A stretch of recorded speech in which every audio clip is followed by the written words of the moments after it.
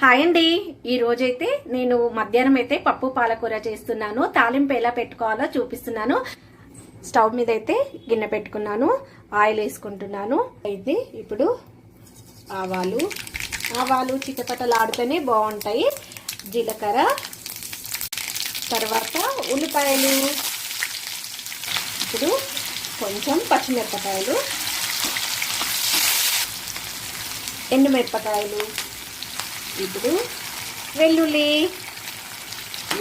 కొంచెం ఎక్కువ వేసుకుంటే తాలింపు చాలా బాగుంటుంది. ఇప్పుడు కరివేపాకు,